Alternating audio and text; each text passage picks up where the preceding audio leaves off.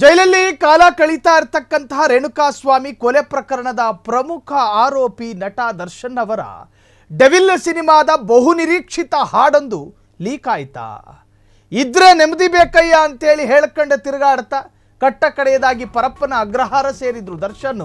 ಆದರೆ ಅವರ ಸಾಂಗು ಮುಂದೂಡಿಕೆ ಆಗಿತ್ತು. ಆ ಸಾಂಗಿನ ಅರ್ಧ ತುಣುಕು ಹಾಗಾದ್ರೆ ಈಗ ಲೀಕ್ ಆಯ್ತಾ ಅನ್ನೋ ವಿಚಾರ. ನಾಡಿದ್ದು ಫಿಕ್ಸ್ ಆಗಿದೆ ಡೆವಿಲ್ ಸಾಂಗಿಗೆ ಮುಹೂರ್ತ.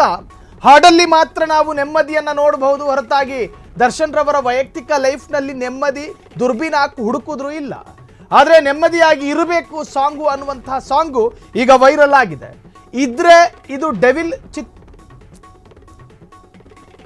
ಡೆವಿಲ್ ಚಿತ್ರದ ಹಾಡೇನ ಅನ್ನೋ ಸಂದೇಹ ವ್ಯಕ್ತವಾಗಿದೆ.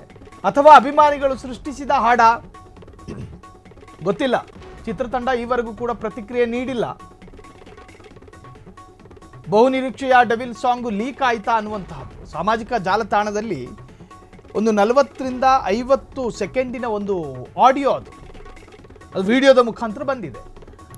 ಅದರ ಒಳಗೆ ಒಂದಷ್ಟು ಡೆವಿಲ್ ಸಿನಿಮಾದ ಹಾಡೇ ಎನ್ನಲಾದ ಒಂದಷ್ಟು ಸಾಲುಗಳು ನೀವು ಕೇಳಿಸಿಕೊಳ್ಳೋದಕ್ಕೆ ಸಾಧ್ಯ ಇದೆ.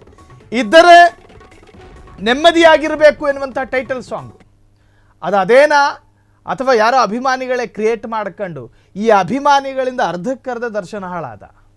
ಆ ಹಾಡಲ್ಲಿ ದರ್ಶನ್ರನ್ನ ಬಲೂನ್ ಊದ್ದಂಗೆ ಊದ್ಸಿ ನೀನು ವೀರ, ನೀನು ಭೀಮ, ನೀನು ಸೋಮ, ನೀನು ರಾಮ ಅಂತ ಹೇಳಿ ಆ ಮನುಷ್ಯನ ನೆಮ್ಮದಿನೇ ಇಲ್ದಂಗೆ ಮಾಡಿದ್ರು. ನೀನು ಕಾಟೇರ, ನೀನು ಗುಮ್ಮಿದ್ರೆ ಬಿದ್ದೋಗ್ತಾರೆ. ಯಾವ ಗುಮ್ಮೋ? ಜೈಲಲ್ಲಿ ಕೂತ್ಕೊಂಡು ಸೆಲ್ ಒಳಗೆ ಕೂತ್ಕೊಂಡು ಎಲ್ಲಿಗೆ ಗುಮ್ಮಣ? ಸೆಲ್ಲಿನ ರಾಡಿ ಗುಮ್ಕಬೇಕು ಪಾಪ ದರ್ಶನ್. ಉತ್ಪ್ರೇಕ್ಷೆಗೂ ಒಂದು ಅರ್ಥ ಇಲ್ವೇನಯ್ಯ?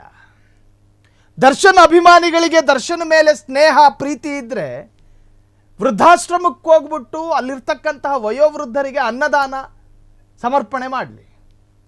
ಬೇರೆ ಬೇರೆ ವಿಚಾರದಲ್ಲೆಲ್ಲ ಒಂದೊಂದು ಟ್ರಿಗರ್ ಮಾಡುವಂತಹದ್ದು ನೋಡಯ್ಯ. ದರ್ಶನ್ ಎದುರಾಳಿಗಳು ಕಾಯ್ತಾ ಇರ್ತಾರೆ ಏನಾದರೂ ಸಿಗುತ್ತಾ ಅಂಥೇಳಿ.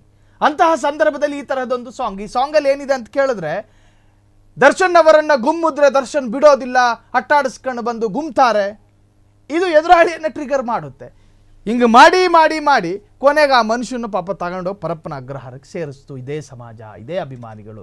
ಅದರರ್ಥ ಎಲ್ಲ ಅಭಿಮಾನಿಗಳಿಗೂ ಅಲ್ಲ, ದರ್ಶನ್ ಅವರ ಅಭಿಮಾನಿಗಳು ಎಂದು ಹೇಳಲಾಗುವ ಒಂದಷ್ಟು ಅಭಿಮಾನಿಗಳಿಂದ ಯಾರ್ಯಾರಿಗೆ ಕಿರುಕುಳ ಆಗಿದೆಯೋ, ನಟಿ ರಮ್ಯಾ, ಹೀಗೆ ಒಂದಷ್ಟು ಜನರಿಗೆ, ಅಂತಹ ಅಭಿಮಾನಿಗಳಿಗೆ ಈ ತರಹದ್ದೊಂದು ಮಾತು. ಕ್ಷಣ ಕ್ಷಣದ ಸುದ್ದಿಗಳಿಗಾಗಿ ಫ್ರೀಡಂ ಟಿವಿ ಸಬ್ಸ್ಕ್ರೈಬ್ ಮಾಡಿ, ಲೈಕ್ ಮಾಡಿ ಹಾಗೂ ಫಾಲೋ ಮಾಡಿ. ಹೊಸ ಸುದ್ದಿಗಳ ನೋಟಿಫಿಕೇಶನ್ಗಾಗಿ ಬೆಲ್ ಐಕಾನ್ ಮೇಲೆ ಕ್ಲಿಕ್ ಮಾಡಿ.